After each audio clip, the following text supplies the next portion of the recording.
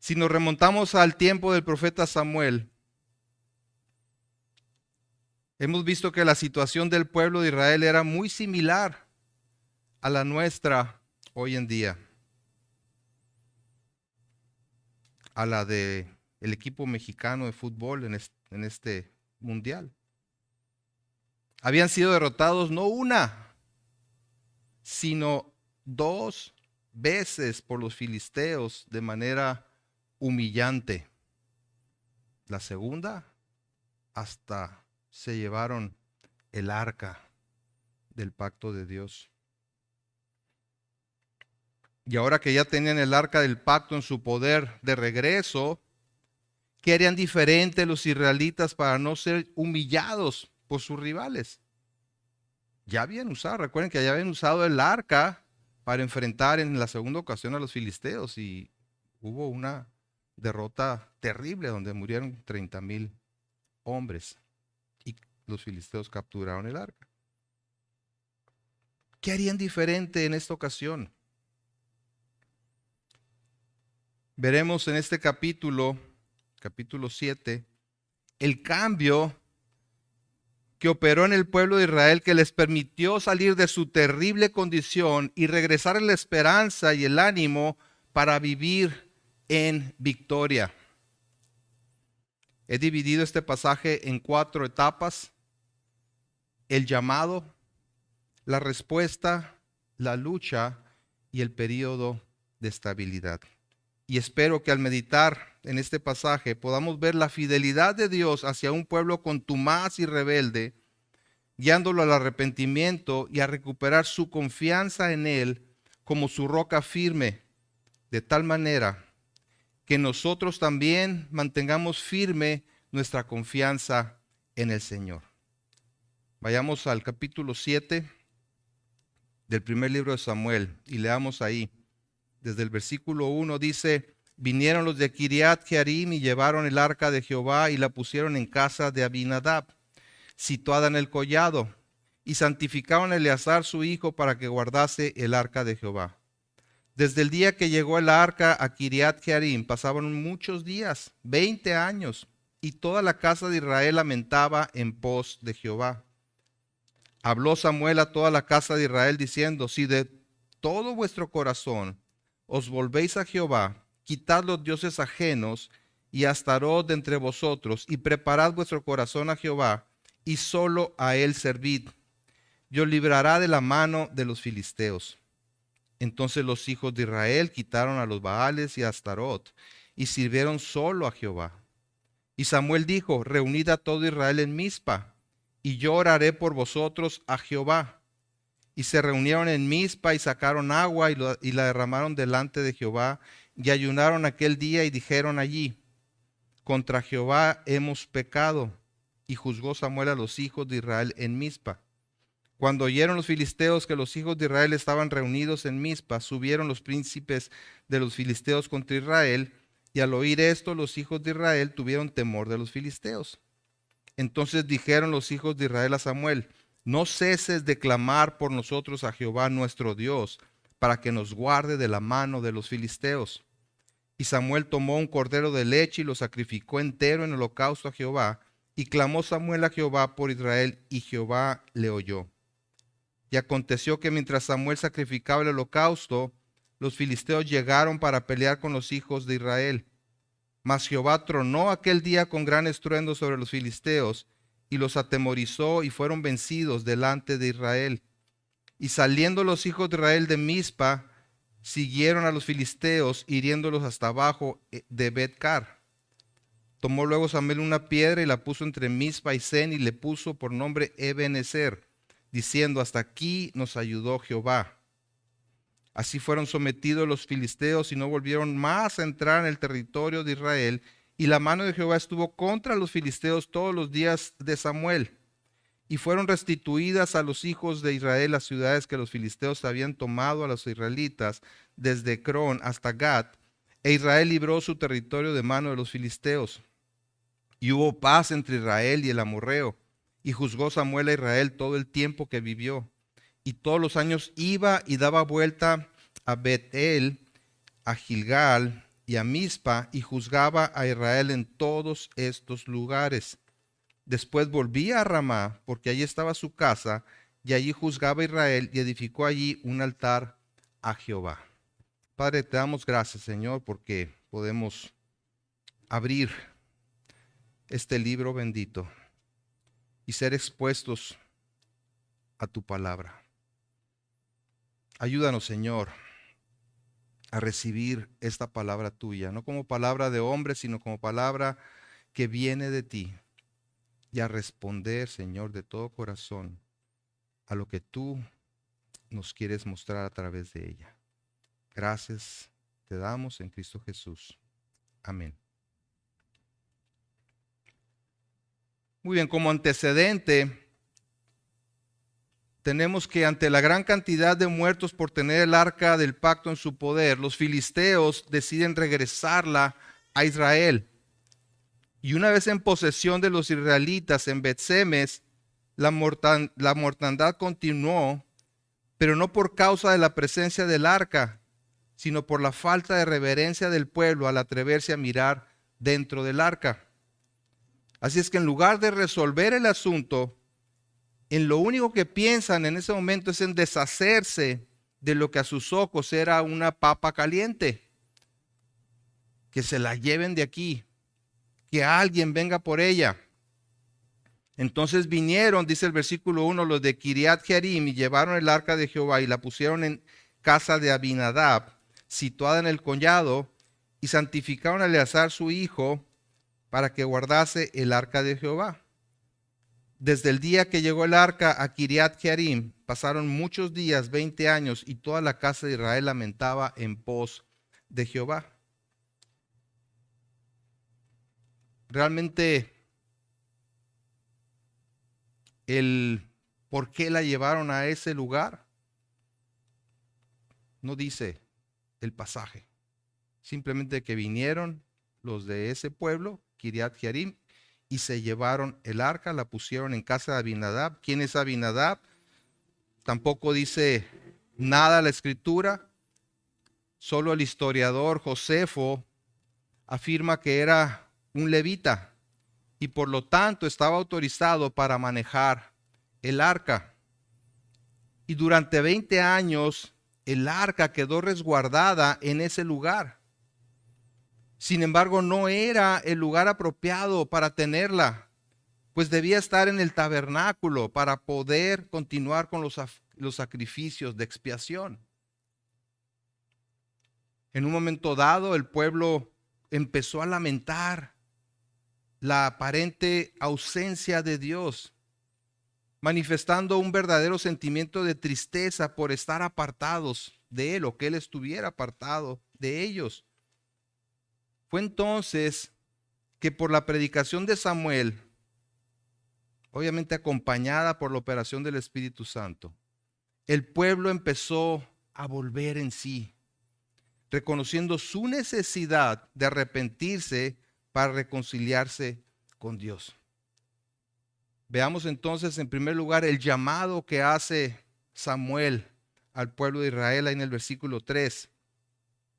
Dice, habló Samuel a toda la casa de Israel diciendo, si de todo vuestro corazón os volvéis a Jehová, quitad los dioses ajenos y a Astarot de entre vosotros, y preparad vuestro corazón a Jehová, y solo a él servid, y os librará de la mano de los filisteos. Dice, habló Samuel. Lo más probable es que como profeta, Samuel no dejó de hablar de parte de Dios a los israelitas durante esos 20 años de oscuridad espiritual, pero no lo escuchaban. De hecho, el capítulo 4, versículo 1 dice, y Samuel habló a todo Israel. O sea, todo ese tiempo Samuel seguramente estuvo predicando, exhortando al pueblo a volverse a Dios, a arrepentirse de sus pecados y volverse a Dios. Pero hubo una ocasión donde el pueblo respondió. Y el mensaje era el mismo. Si de todo vuestro corazón os volvéis a Jehová. Pero fue hasta que el Señor despertó en ellos el deseo de volverse a Él que su actitud cambió. Cuando un corazón está endurecido por causa del pecado, por la arrogancia de la autosuficiencia y la autonomía, sabemos que no hay lugar para la palabra de Dios. Así se les presente el mejor predicador del mundo. Pero vemos aquí la fidelidad de Samuel y su paciencia. Pues aunque el pueblo no respondía al mensaje de Dios, él perseveraba. Y Dios en su tiempo despertó a los israelitas de su sopor. Es lo que podríamos definir como un genuino avivamiento, un deseo intenso por reconciliarse con Dios. Y la verdadera conversión comienza con un lamento por no estar en una posición correcta delante de Dios, por una convicción de pecado. Y el llamado de Samuel, su exhortación hacia el pueblo, nos muestra 4 elementos de un genuino arrepentimiento. Veamos ahí en el versículo 3. Dice, si de todo vuestro corazón os volvéis a Jehová, de todo vuestro corazón os volvéis a Jehová. En primer lugar, un genuino arrepentimiento implica volverse a Dios de todo corazón. Quiere decir dejar el camino que nos aparta de Él y retomar la dirección hacia Él y su voluntad. Vamos en un sentido que nos aparta de Dios y su voluntad. Y volvernos a Él significa dejar precisamente ese sentido y regresar hacia Él. Cuando Nehemías, estando en la cautividad, supo de la condición de sus paisanos en Jerusalén y lo deplorable de la ciudad, oró a Dios y dijo lo siguiente, Nehemías 1, versículo 7.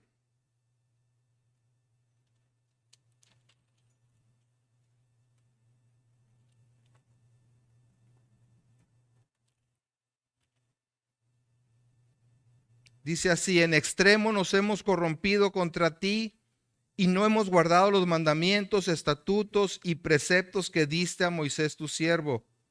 Acuérdate ahora de la palabra que diste a Moisés tu siervo, diciendo, si vosotros pecareis, yo os dispersaré por los pueblos.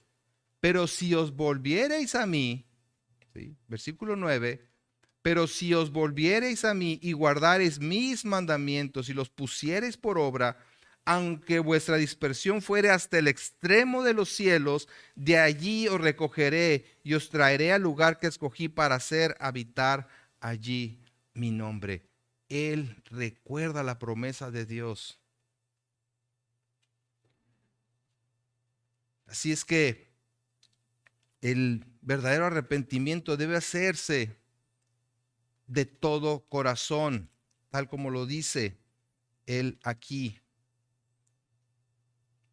Es decir, no se trata solamente de llorar un rato y acudir al Señor para ser librado del castigo y las consecuencias del pecado, que es lo que muchas veces hacemos. Solamente queremos ser librados de las consecuencias del pecado, pero no hay un genuino arrepentimiento. Entonces se trata de reconocer que Él es el Dios Santo y que hemos pecado en su contra. Y muchas veces todo nuestro esfuerzo se centra en dejar el pecado, un pecado que asumimos es lo que nos afecta, pero no nos volvemos a Dios de todo corazón.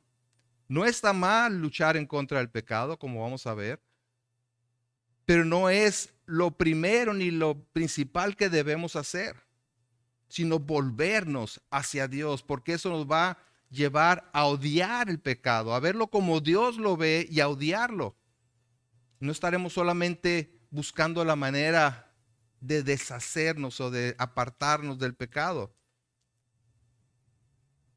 Volverse a Dios de todo corazón significa obedecer el primer mandamiento, que consiste, como dijo el Señor Jesucristo, en amar a Dios con todo el corazón y con todo el alma y con toda la mente. Todo parte de aquí. Si en realidad amamos a Dios con todo el corazón, alma y mente, procuraremos obedecerlo en todo. Nuestra lucha contra el pecado toma otra perspectiva, otra fuerza. No nos costará tanto trabajo someternos a Él y a su palabra. El salmista en el Salmo 1, ¿verdad? Dice, bienaventurado el varón que no anduvo en consejo de malos, ni se sentó en silla de pecadores. Dice, sino que en la ley de Jehová está su delicia. Ahí está la clave. En la ley de Dios está su delicia, en lo que Dios es y que su ley representa. Dice, y en su ley medita de día y de noche. Entonces el primer elemento del verdadero arrepentimiento es volverse a Dios de todo corazón. El segundo es quitar. Dice, quitad los dioses ajenos y a Astarot de entre vosotros. Insisto, no basta con lamentarse y prometer que haremos tal o cual cosa, sino que es necesario dejar el pecado, alejarse de él. Los israelitas se habían vuelto idólatras, venerando a dioses ajenos. Después de la recia que le puso el arca, ¿verdad? Dios a través de su arca a Dagón, el ídolo principal de los filisteos, todavía ellos, ante la ausencia aparente de Dios en su vida, dice que se vuelven a los ídolos y a Astarot, una diosa de origen fenicio y principal entre los cananitas. A ese grado llegaba su idolatría.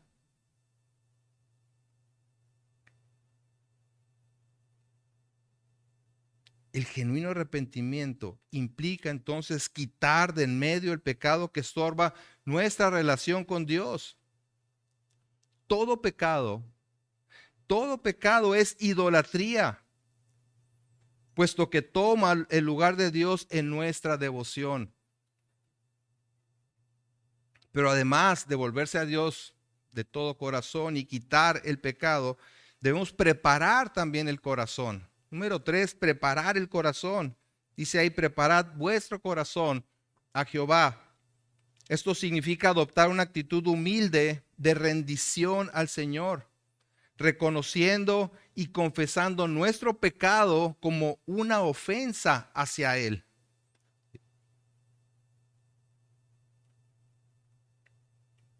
Daniel, en el capítulo 9 del libro que lleva su nombre,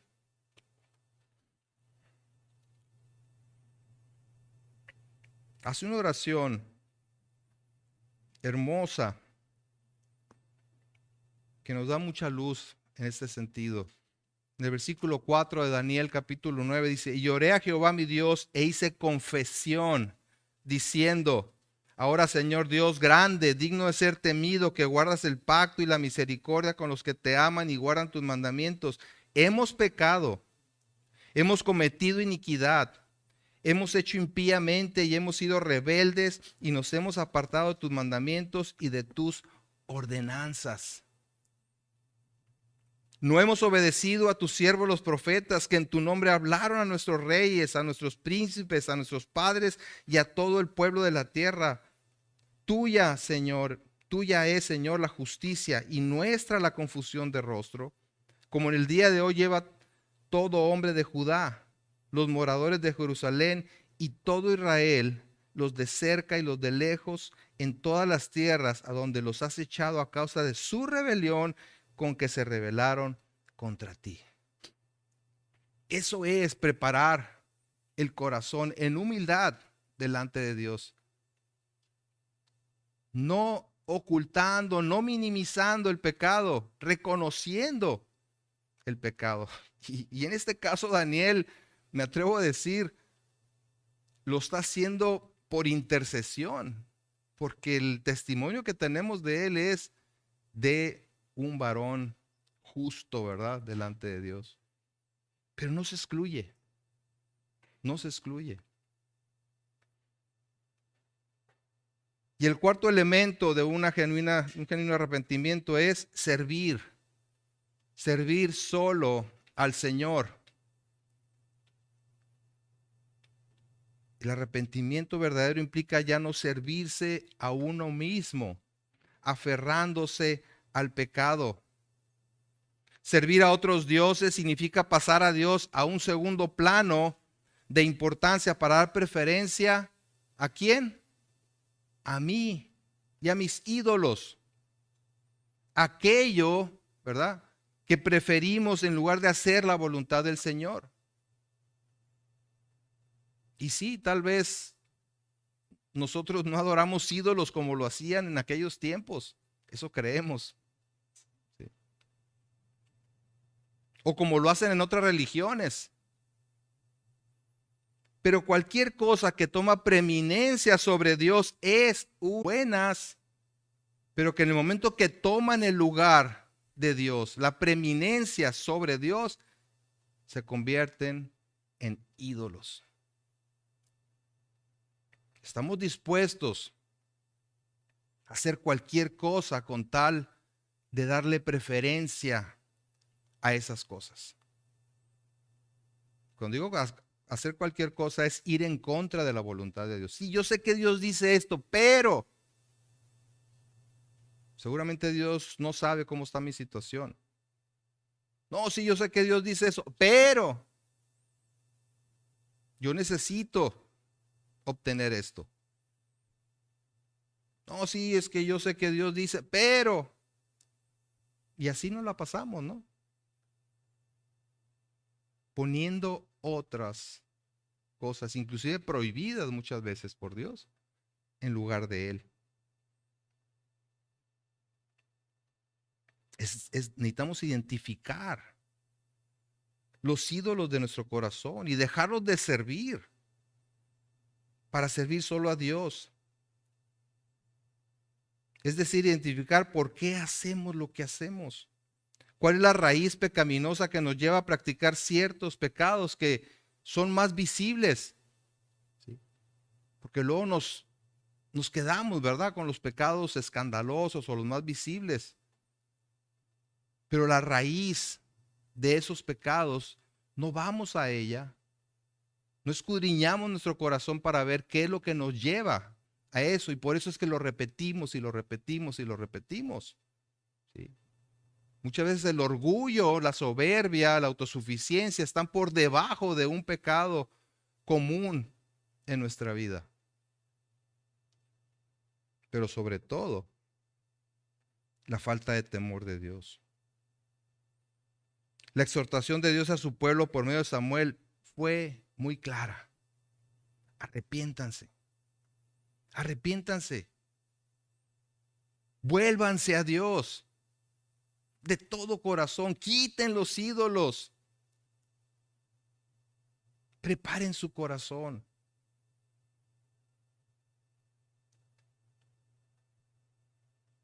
Pero una cosa es hacer el llamado y otra es la respuesta. 20 años. 20 años insistiendo, Samuel.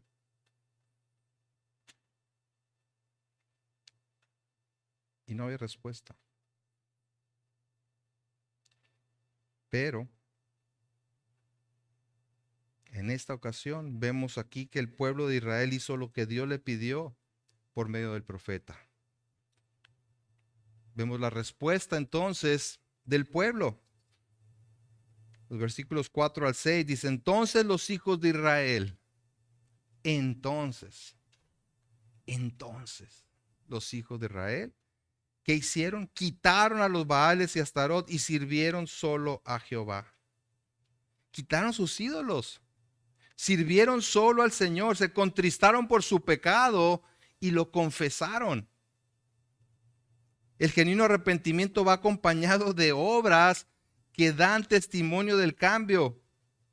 Pues alguien puede decir que se arrepiente y no haber ningún cambio.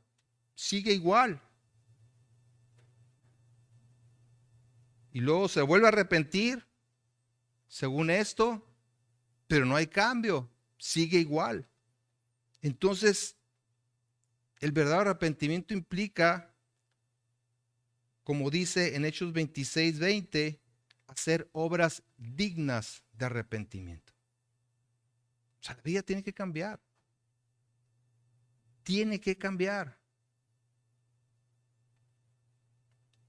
Y aparte, conlleva también el reconocimiento del pecado, confesarlo y sentir tristeza por haber ofendido a Dios. Por eso dice, y dijeron allí, contra Jehová hemos pecado.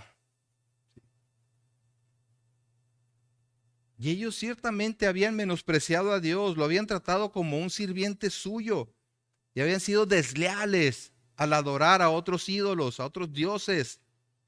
Pero ahora lo reconocen. Contra el Señor hemos pecado.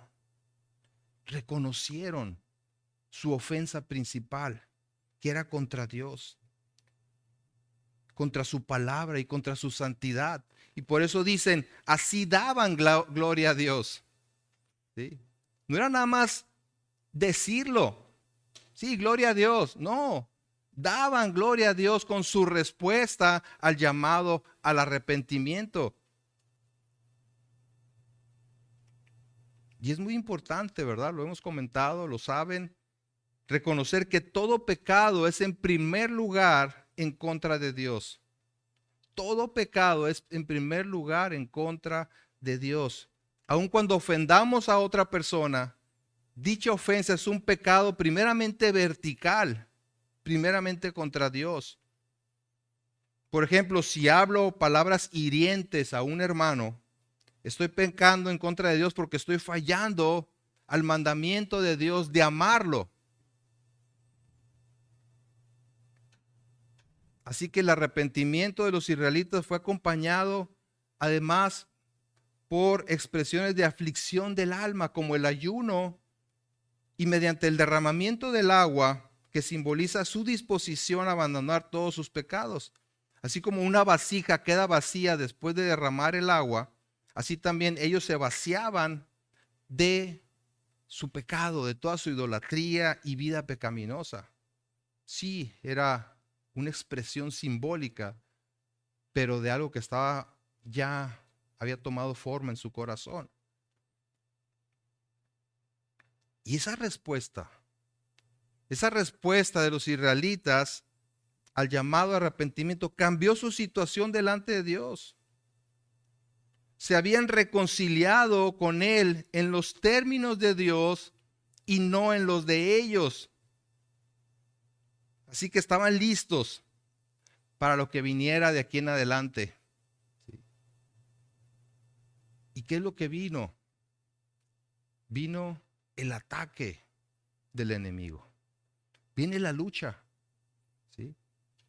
No, pues es que ya nos arrepentimos, nos reconciliamos con Dios. Ya, paz, peace and love, ¿verdad? Aquí ya de aquí en adelante todo va a fluir bien. Veamos.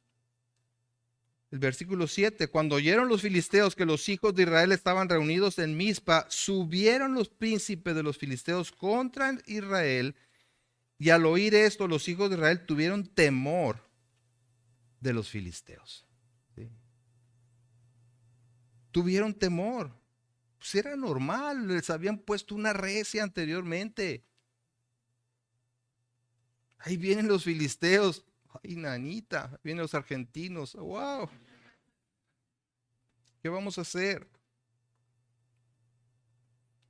Versículo 8, entonces dijeron los hijos de Israel a Samuel, no ceses de clamar por nosotros a Jehová, nuestro Dios. Fíjense cómo empieza a cambiar, inclusive, ¿no? Las palabras. nuestro Dios, para que nos guarde de la mano de los filisteos. Y Samuel tomó un cordero de leche y lo sacrificó entero en holocausto a Jehová. Y clamó Samuel a Jehová por Israel, y Jehová le oyó. O sea, evidentemente los filisteos no iban a permitir que Israel se reagrupara y se convirtiera en una amenaza para ellos. Así es que en cuanto oyen que las cosas ahí se están poniendo en orden, van en contra de ellos, esperando derrotarlos de nuevo. Y por supuesto que los israelitas entran en pánico. No era para menos. Pero ahora su actitud es muy diferente a la que tuvieron antes. Cuando acudieron a la guerra, en primer lugar, sin tomar en cuenta a Dios, y fueron derrotados, y luego llevando el arca del pacto meramente como un amuleto para que les ayudara en contra de los filisteos, y volvieron a ser derrotados. Ahora reconocen que sin la ayuda de Dios están perdidos. Así es que le piden a Samuel que interceda por ellos delante de Dios. Y Samuel lleva a cabo un sacrificio, sabiendo que sin derramamiento de sangre no hay perdón de pecados. Dios oyó la intercesión de Samuel. Y en el mismo momento en que sacrificaba el holocausto y se elevaba su oración, comenzó la batalla, que terminó en esta ocasión con una contundente victoria de los israelitas. Dice el versículo 10, y aconteció que mientras Samuel sacrificaba el holocausto, los filisteos llegaron para pelear con los hijos de Israel, mas Jehová tronó aquel día con gran estruendo sobre los filisteos y los atemorizó, y fueron vencidos delante de Israel. Y saliendo los hijos de Israel de Mizpa, siguieron a los filisteos, hiriéndolos hasta abajo en Bet-car.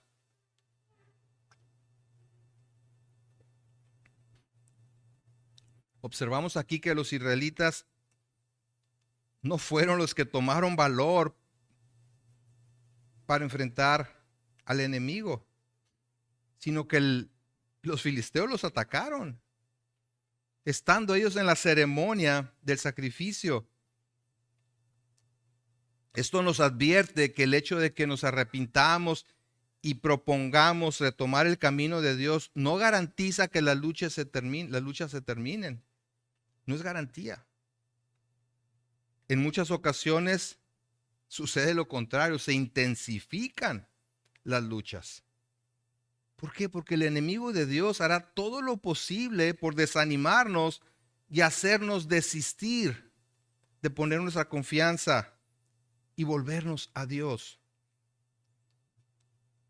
Pero ahora los israelitas estaban listos, habiéndose arrepentido y puesto su fe en la ayuda que solo puede venir del Señor. Y él actuó en defensa de su pueblo con truenos poderosos, asustando a los filisteos y permitiendo que el pueblo de Dios los derrotara. Y no solo eso, sino que los expulsara de su territorio. Y esta batalla nos recuerda el cántico de Ana. Ahí en el capítulo 2 del mismo libro de Samuel, en el versículo 9, Ana en su oración dice, 1 Samuel 2:9, Él guarda los pies de sus santos, mas los impíos perecen en tinieblas, porque nadie será fuerte por su propia fuerza. ¿Sí? Tomen en cuenta eso. Nadie será fuerte por su propia fuerza. Delante de Jehová serán quebrantados sus adversarios y sobre ellos tronará desde los cielos. Aquí estaba cumpliendo en parte, ¿verdad? Este cántico profético de Ana. ¿Quién podría contra el Señor Todopoderoso? Nadie será suficientemente fuerte por su propia fuerza. De manera que al que se humilla delante de él será ayudado. Pero el que se jacta de su poder será quebrantado y humillado. Y para dejar constancia de la ayuda de Dios, Samuel coloca una gran piedra y nombra a ese lugar Ebenezer, que significa piedra de ayuda. Piedra de ayuda. Quería que recordaran cada vez que pasaran por ahí, recordaran que Dios los había ayudado. Y habiendo derrotado a los filisteos y expulsado de sus territorios, entran ahora sí en un periodo de estabilidad espiritual. Versículos 12 al 17. En el 12 dice: tomó luego Samuel una piedra y la puso sobre Mizpa y Sen y le puso por nombre Ebenezer, diciendo: hasta aquí nos ayudó Jehová. Se trataba entonces de un emblema que le recordara que sin la ayuda de Dios nada podían hacer. Era un símbolo de la misericordia, fidelidad y poder de Dios. Hasta aquí nos ayudó Jehová. No quiere decir que allí se acababa su ayuda. Ya nos ayudó hasta aquí, punto y aparte, ¿no? No. Sino que los había llevado de la mano hasta ese momento. En todo estaba Dios operando su perfecta voluntad. Y de aquí en adelante, cuando se vieran en dificultades, sabrían a quién acudir. Como el salmista en el 121:1 dice: alzaré mis ojos a los montes, ¿de dónde vendrá mi socorro? Y contesta en el 2 diciendo: mi socorro viene de Jehová, que hizo los cielos y la tierra. Cuando ellos se preguntaran eso y se vieran amenazados por los enemigos, podían ver Ebenezer y decir: Dios es nuestra ayuda. Sí. Dios es nuestra ayuda. Y Dios bendijo a su pueblo, no solamente con la victoria sobre los filisteos, sino también con dominio sobre ellos por muchos años. Restitución de su territorio, paz con sus vecinos y lo más importante, restauración de la vida espiritual. Vean el versículo 13, dice: así fueron sometidos los filisteos y no volvieron más a entrar en el territorio de Israel, y la mano de Jehová estuvo contra los filisteos todos los días de Samuel. Y fueron restituidas a los hijos de Israel las ciudades que los filisteos habían tomado a los israelitas, desde Ecrón hasta Gat. E Israel libró su territorio de mano de los filisteos, y hubo paz entre Israel y el amorreo. Es decir, hasta ese momento, Samuel había actuado entre ellos como profeta, pero ahora comenzaba a actuar como juez por la muerte de Elí. Ya no solo era quien les hablaba de parte de Dios, sino que además dirigía a la nación en todos sus asuntos, aún en los asuntos de guerra.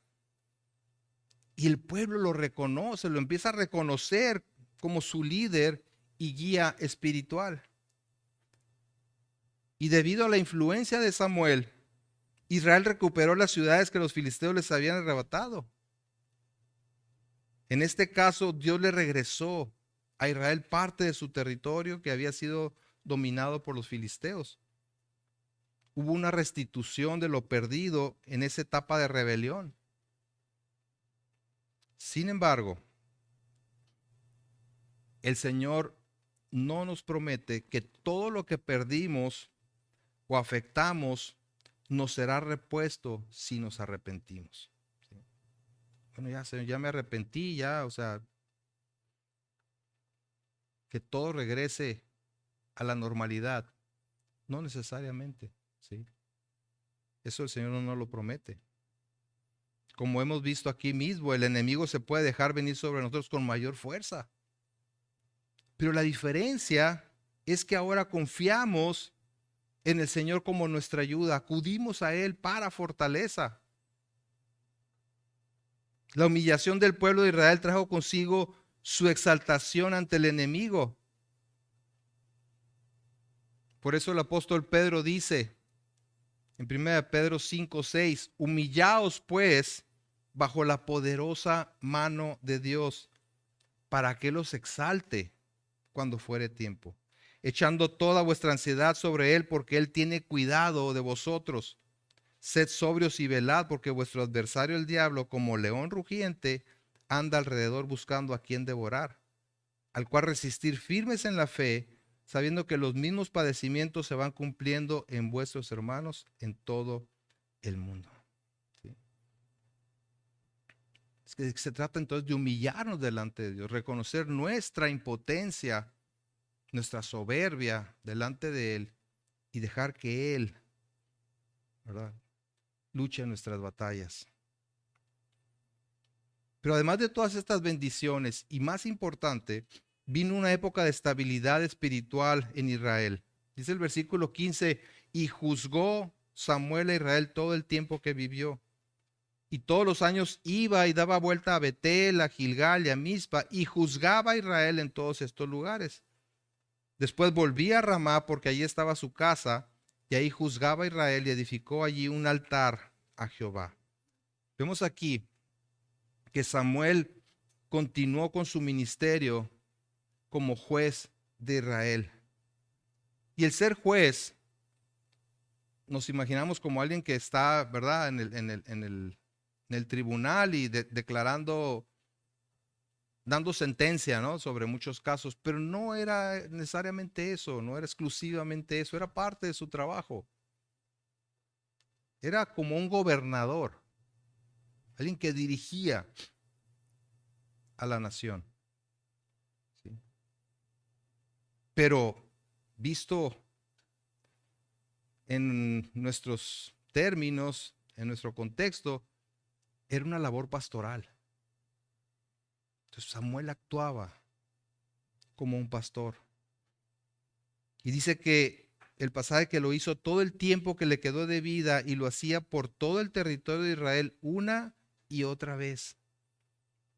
Vemos aquí la fidelidad de este siervo de Dios, entregado por completo a la proclamación de la palabra de Dios, lo escucharan o no, en los malos y en los buenos tiempos.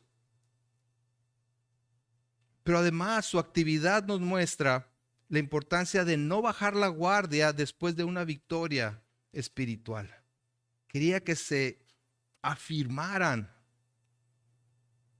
en su relación con Dios, en que de Dios venía su ayuda. ¿Sí? La tendencia, ¿verdad?, es a gloriarse en las victorias pasadas y descuidar el presente. Samuel lleva a cabo esa labor, digamos, de mantenimiento para que el avivamiento surgido no se apagara. Y colocó, ¿verdad?, una roca en un lugar visible para que el pueblo recordara precisamente eso, la ayuda que habían recibido de parte de Dios. Y de ahí en adelante viajó de manera constante entre varias ciudades ministrando al pueblo, afirmándolos en la palabra de Dios. Este mensaje, esta historia, para la audiencia original fue muy claro y oportuno. Y recuerden que la audiencia original fue el pueblo antes de que viniera el exilio, antes de que fueran llevados cautivos. Cuando se leyó por primera vez este libro, habían pasado siglos de estos acontecimientos, pero la condición del pueblo de Israel era muy similar a los tiempos de oscuridad en la época de Samuel. Se habían apartado de Dios y vivían amenazados por naciones poderosas a su alrededor, como los asirios y los caldeos, quienes los dominarían y llevarían cautivos. Y el mensaje era ese precisamente: vuélvanse a Dios, arrepiéntanse y tendrán la ayuda de Dios. Pero no respondieron al llamado de arrepentimiento y sufrieron las consecuencias de la dureza de su corazón. Pero esta historia también nos recuerda nuestra propia condición. Vivíamos en la oscuridad, sin Dios y sin esperanza en el mundo, haciendo lo que deseábamos sin tomar en cuenta a Dios y cautivos del pecado y sirviendo al príncipe de este siglo. Al igual que los israelitas, solo lo buscábamos en momentos de necesidad y cuando ocupábamos un favor. Señor, que gane la selección. Pero Dios, ¿verdad? Esos benditos peros de la Escritura, esa era nuestra condición.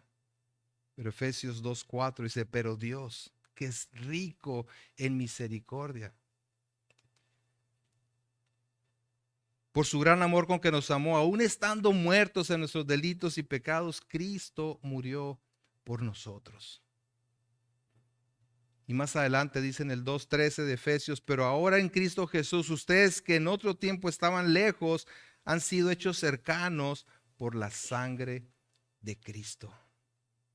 Dios nos mandó ayuda. Nos mandó ayuda, nos mandó a su Hijo para llamarnos al arrepentimiento, volviéndonos a Él de todo corazón.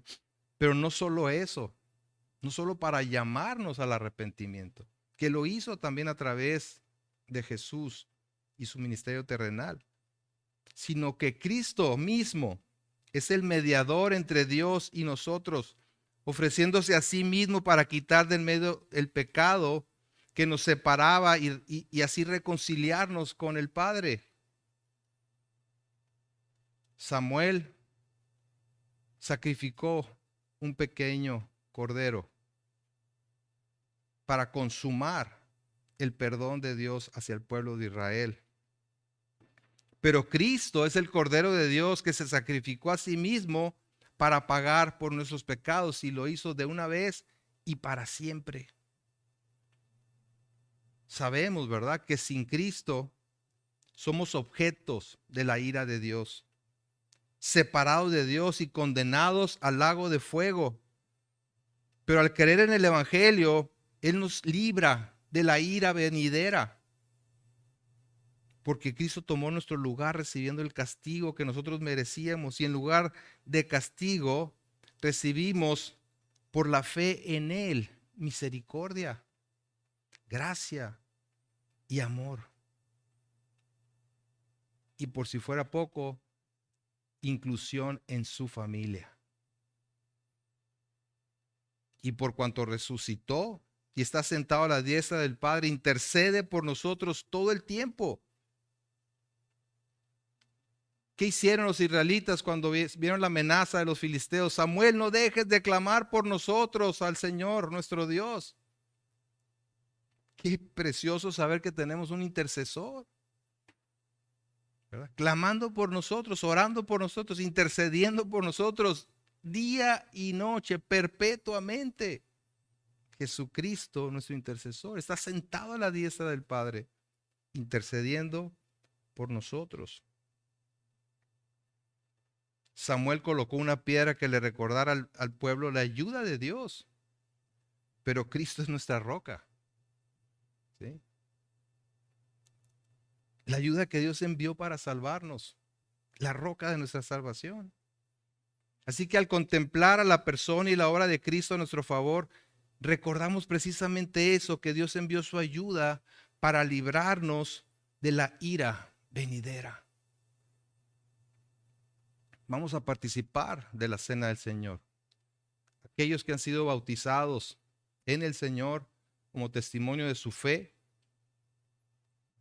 tienen esa bendición hoy de poder participar de la comunión, de la cena del Señor, porque es precisamente un recordatorio de la gracia de Dios, de cómo, habiendo estado en total oscuridad, nos abrió el entendimiento al Evangelio, y fue por su gracia.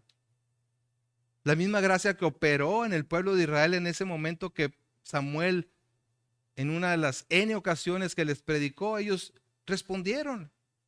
Entonces, dice, entonces, Dios despertó por su gracia ese deseo de arrepentirse. Sabemos que la cena del Señor no le agrega nada a nuestra salvación. Todo se lo debemos a Cristo, nuestro Señor y Salvador. Pero sí nos ayuda haciendo memoria de lo que Él hizo. Es por eso por lo que dice que cuando participamos como iglesia en la cena del Señor, hacemos memoria de la obra de Cristo a nuestro favor. Vamos a 1 Corintios 11, versículo 23.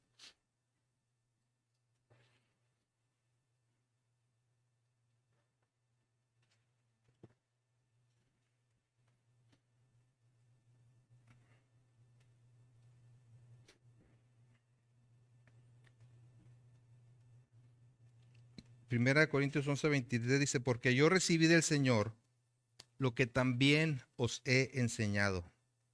Que el Señor Jesús, la noche que fue entregado, tomó pan y habiendo dado gracias, lo partió y dijo, tomad, comed, esto es mi cuerpo que por vosotros es partido. Hacer esto en memoria de mí. Es un recordatorio que Él entregó su vida en rescate por la nuestra. Versículo 25, asimismo tomó también la copa después de haber cenado, diciendo, esta copa es el nuevo pacto en mi sangre. Hacer esto todas las veces que la bebiereis.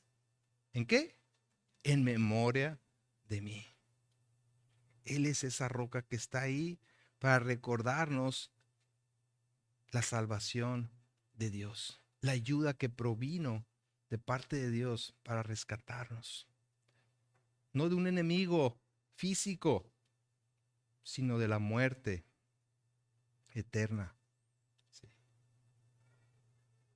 Así pues, dice, todas las veces que comieres este pan y bebieres esta copa, la muerte del Señor anunciáis hasta que Él venga. Así que no solamente hacemos memoria de lo realizado por Cristo a nuestro favor, sino que anunciamos su inminente venida. Vivimos a la expectativa de su regreso. Vemos hacia atrás a la cruz, el perdón de nuestros pecados.